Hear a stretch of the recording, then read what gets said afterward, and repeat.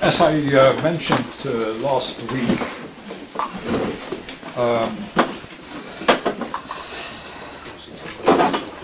the way in which I present my ideas here are not very orderly yet.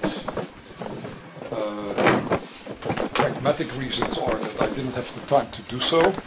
Secondly, there is a certain advantage to that, and that is that I can let my mind roam around a little bit, and in that way some issues will come up which, if you have a more structured way of doing things, you probably are going to lose out that way. But it can be sometimes be a little bit confusing as well, and I apologize for that. The second thing which I want to make very clear is the following. The purpose of these lectures is to understand better what it means to be religious.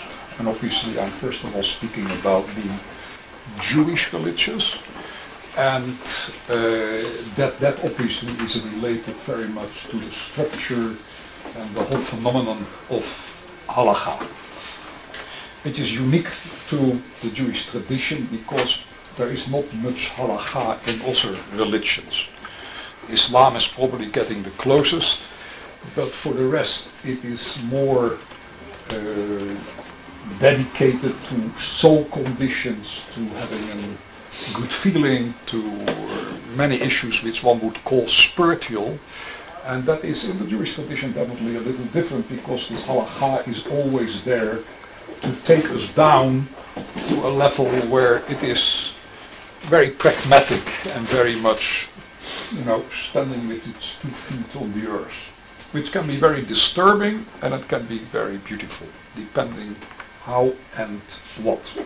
Second thing what I want to say is also clear, should be clear, and that's perhaps more for after Pesach, is I'm not at all looking here for making the Jewish tradition anyway any easier. If anything, I probably would like to make it more difficult. I don't believe in easy ways, which often also imply a certain superficiality, which is not at all what religion can be by definition. After all, religion means to say that one is living in the presence of God, and there is nothing more difficult than that. So keep this in mind while I'm speaking. Again, once more, my ultimate purpose is to understand what it means to me, and hopefully to you, when we speak about being religious, which is an issue which is nearly never discussed within the Orthodox framework, which I find extremely troubling, but I also understand why, and I will come to that later on.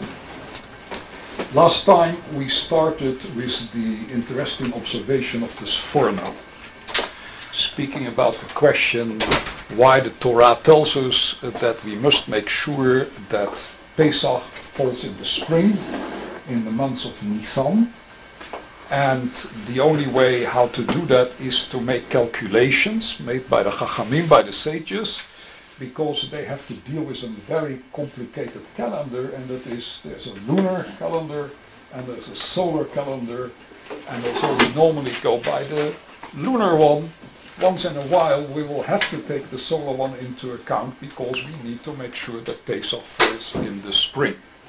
And then the Sforno says the Chachamim, Beit Din, had to somehow make, for that time, very difficult astronomic calculations to make sure that that would happen. And then later, by the way, this was Hillel number 2, I looked it up again, he was the man who straightened out our calendar by removing basically the need for all these calculations like we have them today, because now everything is settled. And my first problem with that is, why did he not leave it as it was? And that is, leave it more problematic, with intention and with a particular purpose. Why? Because at least this is the way how I understand the Sforno. The Sforno is saying HaKadosh Baruch Hu is looking for problems. And wherever he is able to create problems, he will do so. Why? Because that's the way how we constantly will be reminded of him.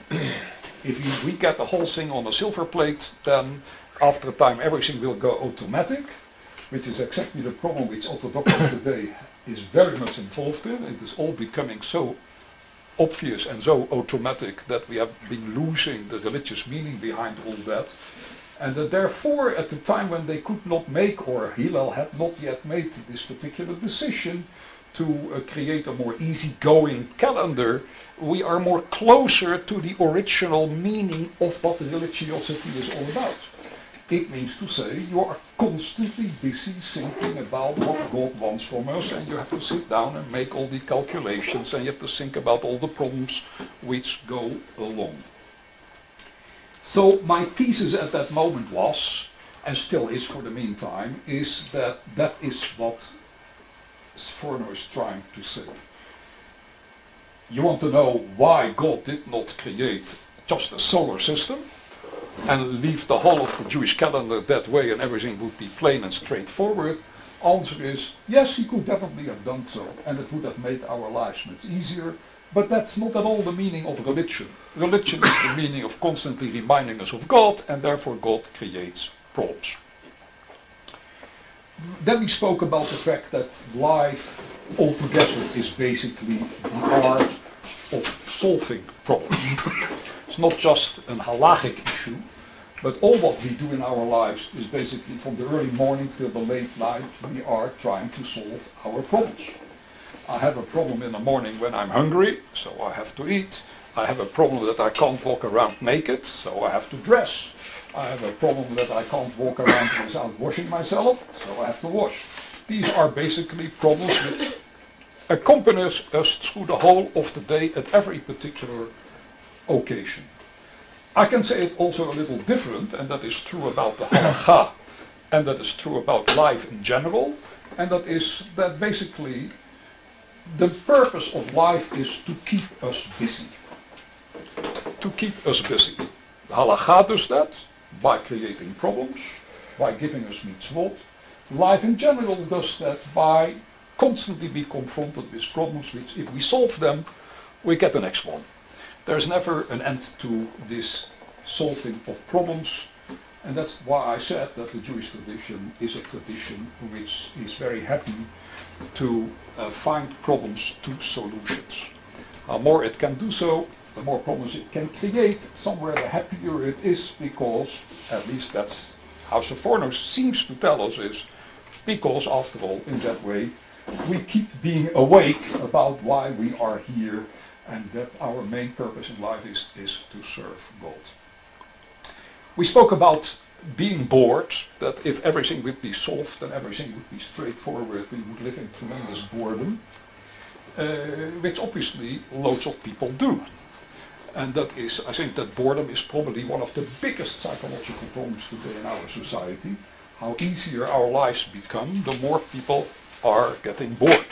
If you read works of psychology, then you will see there's a very strange phenomenon that people who have been living up to the moment that they're 65 years old and they can retire, and then they retire, and this is the greatest moment of their life, and then suddenly find out that the next morning they don't know how to get through the day, because they don't have that work anymore, and in a matter of time they long to go back to work again. And that is because they have never learned in any way how to deal with having time on your hands and being able to use that properly. So forgive me for being so incredibly critical, and I don't mean it like that, but for that reason, for example, we created games like bridge. It is basically a way of getting yourself out of boring conditions. Now that's obviously not completely true, and if my mother-in-law upstairs in heaven would hear this, she would be very annoyed with me, but obviously there's much now. more to it. She's playing bridge now, she doesn't hear you. Playing bridge over there. It's on Facebook right now. Or baseball. It's a new generation. Playing chess is the same thing, Scrabble. On top of that, obviously, the amount of time that we schmooze away throughout our lives is enormous. I can only tell you from my own personal experiences. I have been